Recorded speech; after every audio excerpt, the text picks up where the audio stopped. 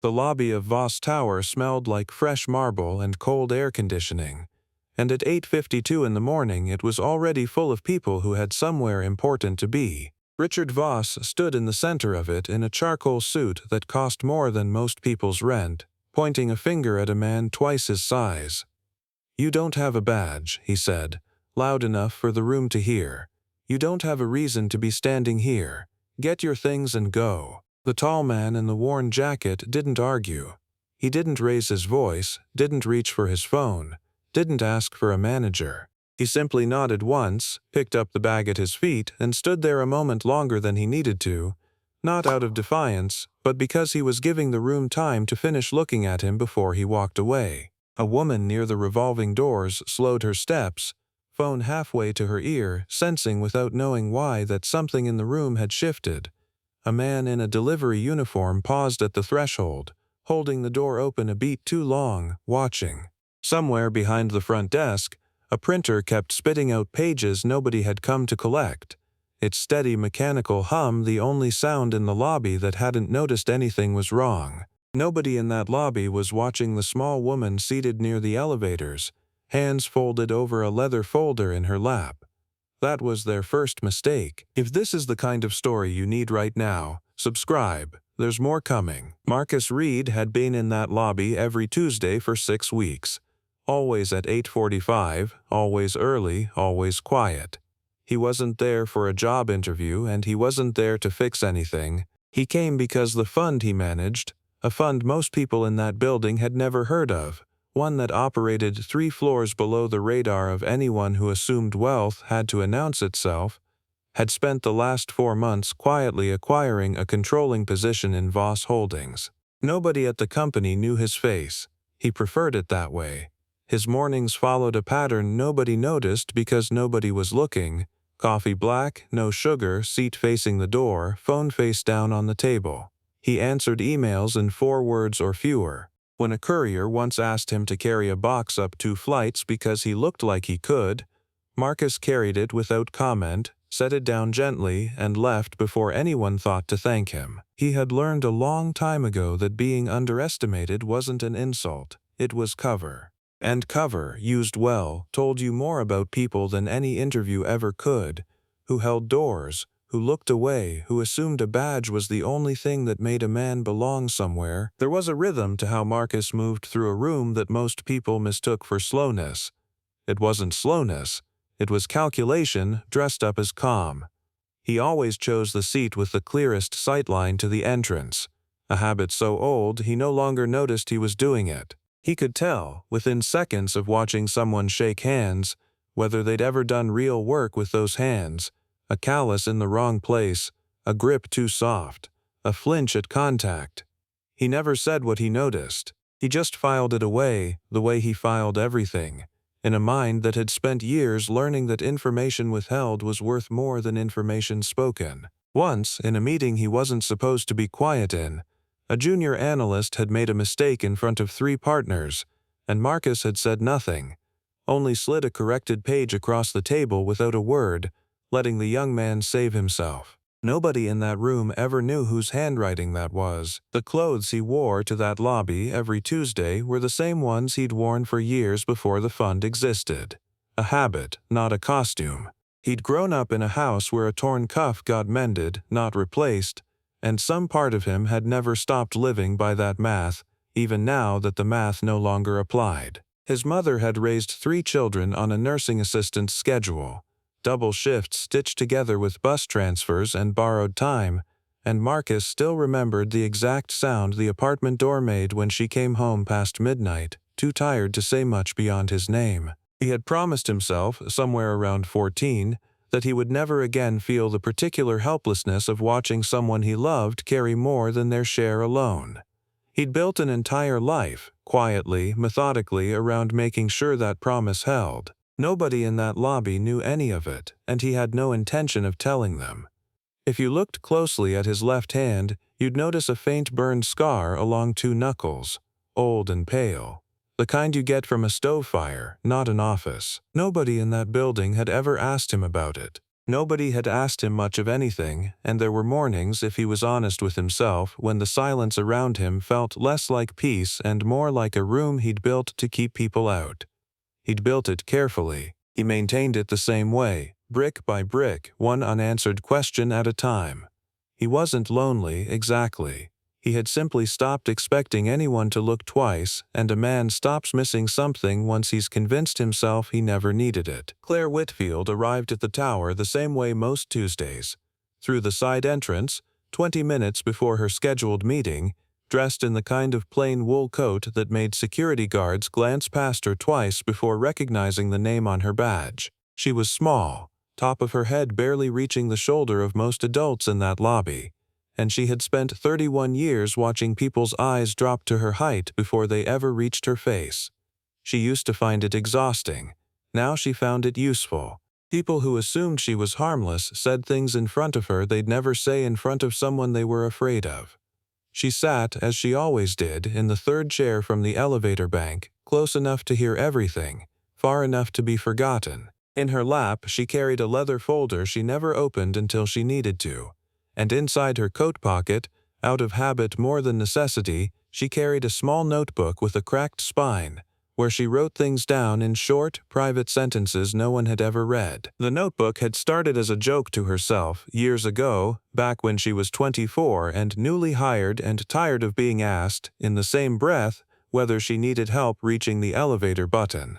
She'd begun writing down the exact words people used when they underestimated her, thinking she might laugh about it later. She never laughed about it.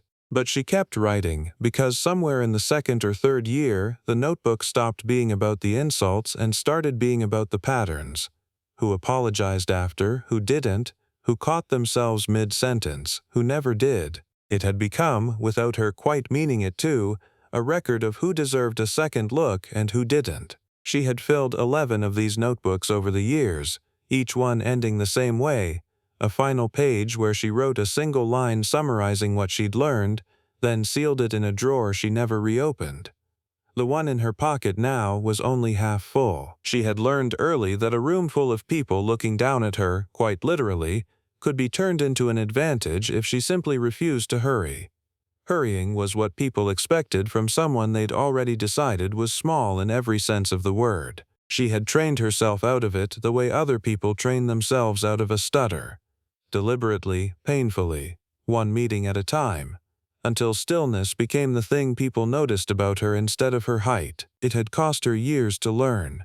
She didn't regret a single one of them. She had noticed Marcus the second Tuesday, not because he stood out, but because he didn't, a rare thing in a lobby full of people performing importance for each other. She'd watched him fold himself into the same chair each week, watched him decline the coffee cart's free pastry with the same polite 2 words, watched the small, deliberate ways he made himself take up less space than he needed to. She recognized the habit. She had one of her own, just built from the opposite direction. That morning, before Richard Voss had even crossed the lobby, she had already written 4 words on a blank page. He's early again. Good. Nobody in the building knew that Claire Whitfield sat on the board of the very fund that had just quietly taken a controlling stake in Voss Holdings. Fewer still knew she'd been the one who insisted on the acquisition in the first place, after reading a single line in a due diligence report about how the company's leadership treated the people beneath them. Richard Voss had built Voss Holdings from a single print shop into an 11-building empire, and he told that story often, usually before anyone asked. He liked to describe the print shop in specific, well-worn detail. The smell of toner, the second-hand press he'd bought with a loan his father co-signed reluctantly, the 16-hour days that nobody had handed him. It was, in its own way, a true story, and Richard clung to it the way people cling to the version of themselves that explains everything that came after. He believed, sincerely, that the world rewarded people who moved fast and spoke first, and in most rooms it had. He wasn't cruel by design. He was efficient by habit, and efficiency, applied carelessly to people, looks a great deal like cruelty from the outside. He'd fired 3 assistants that year for reasons he considered obvious and they considered arbitrary.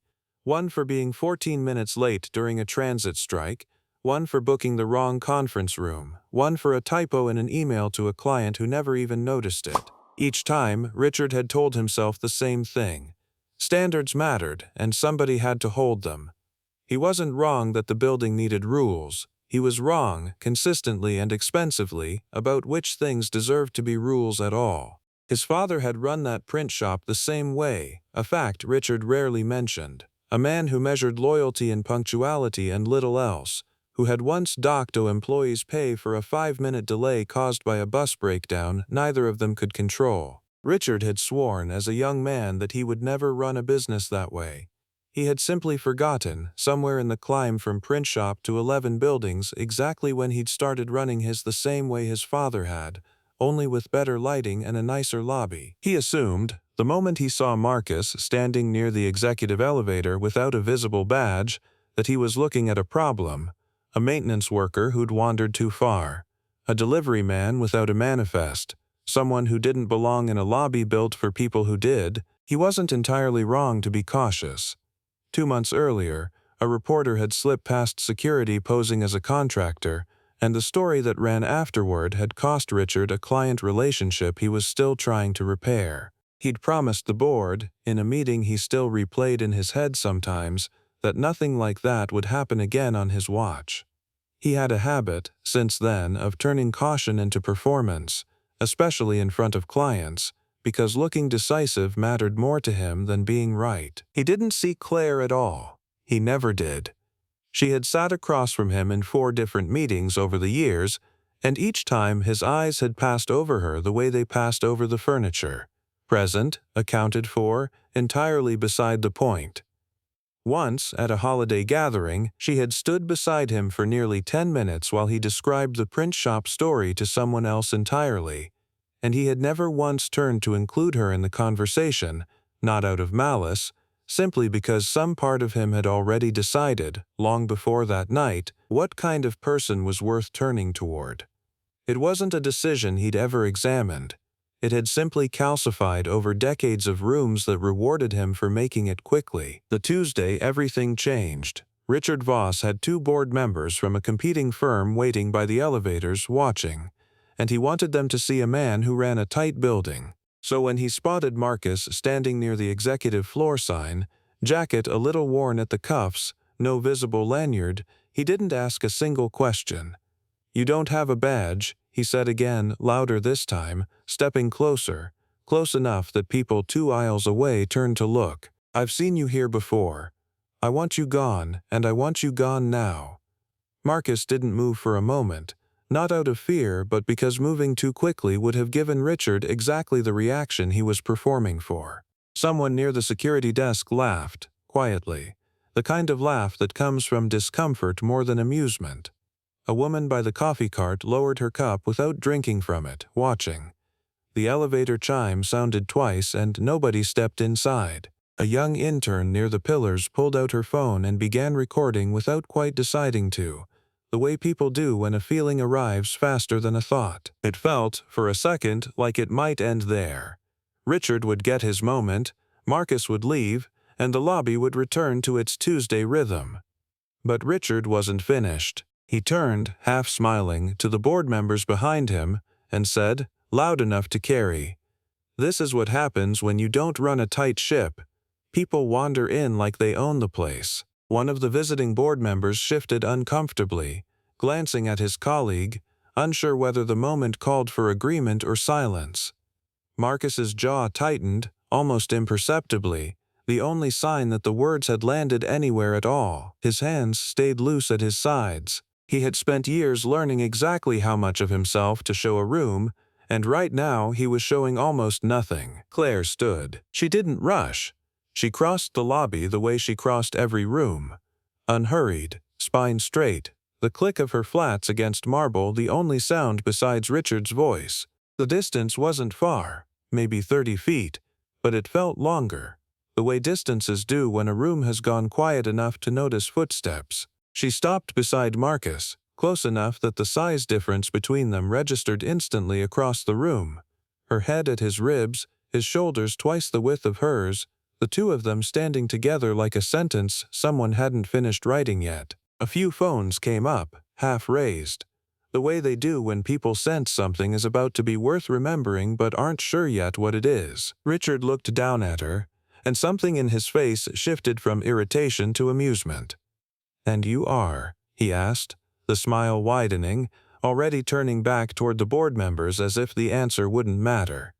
Claire didn't answer right away. She let the silence sit for exactly 1 second, long enough for Richard to notice it, not long enough to seem uncertain.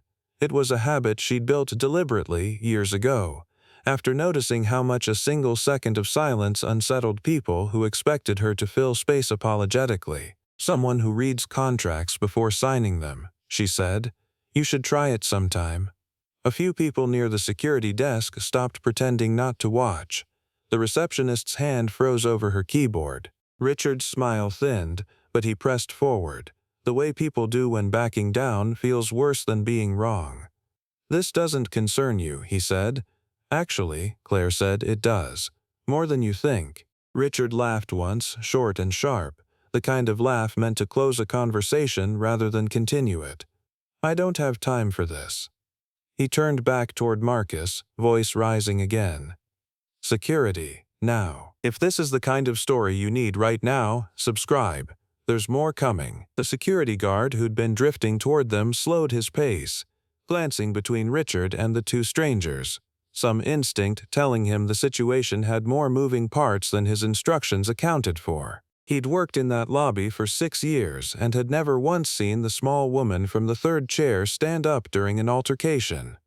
That alone told him something, even if he couldn't have said what. He kept walking, but slower now, his hand no longer reaching for the radio clipped to his belt. Behind him, 2 more onlookers had drifted closer, drawn by the particular gravity a public confrontation creates, the sense that something was about to happen that they didn't want to have missed. Someone near the revolving doors murmured to a colleague, low enough that only the 2 of them could hear it, and the colleague simply nodded, eyes fixed on the small woman who had just planted herself in front of the most powerful man in the building. The phone at the front desk rang before security had crossed half the lobby. The receptionist answered, listened, and went very still. Her eyes moved to the screen in front of her, then back up, as if checking that what she'd heard matched something in writing. She looked up, first at Claire, then, slowly, at Marcus, and finally at Richard, her voice suddenly smaller than it had been all morning. "Mr. Voss," she said, "legal is on the line. They say the acquisition documents just cleared. They're asking for—" She glanced down at a name written on her notepad, then back up, uncertain whether to say it out loud. "Mr. Reed. They're asking to speak with Mr. Reed." Richard's face didn't change all at once. It happened in pieces, his eyes narrowing first, as if he'd misheard, then his jaw slackening slightly, then a flush rising up his neck that had nothing to do with the room's temperature. "Reed," he repeated. "As in?" He stopped himself, looked at Marcus properly for the first time that morning, not as an obstacle in a lobby but as a person standing in front of him, and something in his stomach dropped. He thought absurdly of the burn scar he'd never noticed on the man's hand, of the 6 weeks he'd walked past this same face without once wondering who it belonged to. He thought, too, of every version of himself that had ever assumed a worn jacket meant an empty bank account, and how expensive that assumption had just become. Claire's folder was still closed in her hands. She hadn't opened it once. She hadn't needed to. "The fund that took the controlling position in Voss Holdings 6 weeks ago," Claire said, voice even, almost gentle, "is managed by Mr. Reed. I sit on its board. We've both been coming to this building every Tuesday for the last month and a half. You've walked past us 14 times. She said the number without hesitation, as if she'd counted, because she had. It was, in its own quiet way, exactly the kind of detail her notebook existed to hold.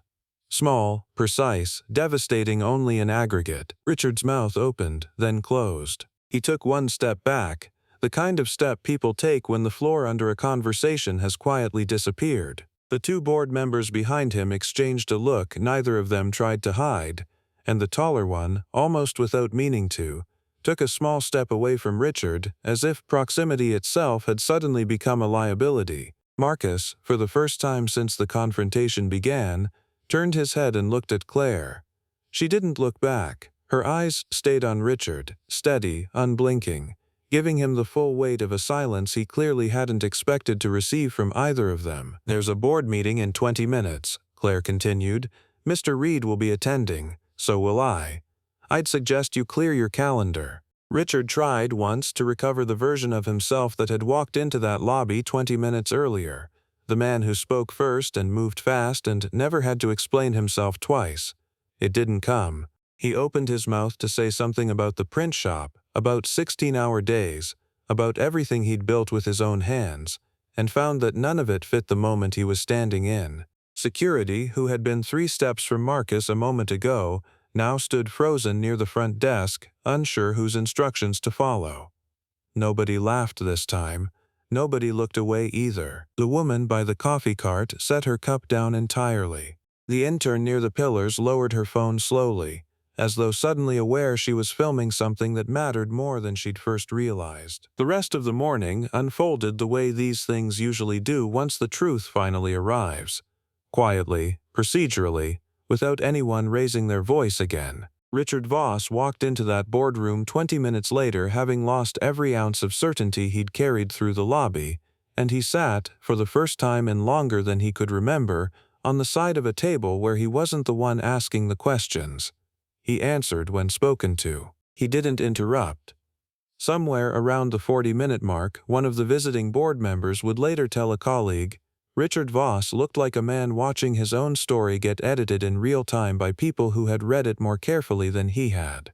At one point he tried, quietly, to apologize to Marcus across the table, and Marcus only nodded once, the same nod he'd given in the lobby, offering nothing more than acknowledgement, because some debts aren't paid with a single sentence. Claire, for her part, said little during the meeting itself. She had already said what needed saying, downstairs, in front of the people who needed to hear it.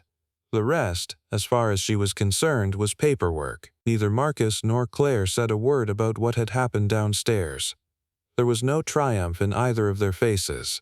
There didn't need to be. By the time the elevator doors closed that evening, the lobby had returned to its ordinary rhythm. Footsteps, coffee cups, the low hum of people who had somewhere to be. Marcus and Claire stood together near the exit. The same size difference between them that had made the whole room stare that morning, except now nobody was looking. The receptionist glanced at them once, then went back to her screen, already rehearsing how she'd describe the morning to her sister on the phone that night, already knowing she'd get the order of events slightly wrong. The security guard, passing on his rounds, gave Marcus a small, respectful nod he hadn't given him that morning, and Marcus returned it with the same economy of movement he gave everything. "You didn't have to do that," Marcus said, his voice low, more statement than question. "I know," Claire said. She adjusted the folder under her arm, glanced once toward the doors. "I wasn't doing it for you." He almost smiled at that, the first real movement his face had made all day. "I know," he said back. Neither of them explained further. Neither of them needed to. There was a kind of understanding between them that had nothing to do with the boardroom upstairs or the fund they both answered to. Something older and simpler, built in the space of a single morning by two people who had spent their whole lives being read wrong by rooms just like that one. "Same time next Tuesday?" Marcus asked, and there was something almost wry in it, the closest thing to a joke either of them had made all day. "Same chair," Claire said. It wasn't a promise, exactly. It didn't need to be. Some things get decided without anyone announcing them. They stepped out into the cold together. Two people the world had spent years underestimating for entirely different reasons, walking the same direction without needing to say where they were going. Behind them, the tower kept doing what towers do, lights staying on long after the people who worked there had gone home. Elevators rising and falling for no one in particular, the glass reflecting a city that had no idea what had happened in its lobby that morning, and wouldn't have cared even if it did. Some people spend their whole lives being seen for the wrong thing, and never get the room to prove otherwise. These two got it in the same lobby, on the same Tuesday, and neither of them needed applause for it. If this story stayed with you, share it with someone who needs it. And subscribe, there are more stories like this one waiting.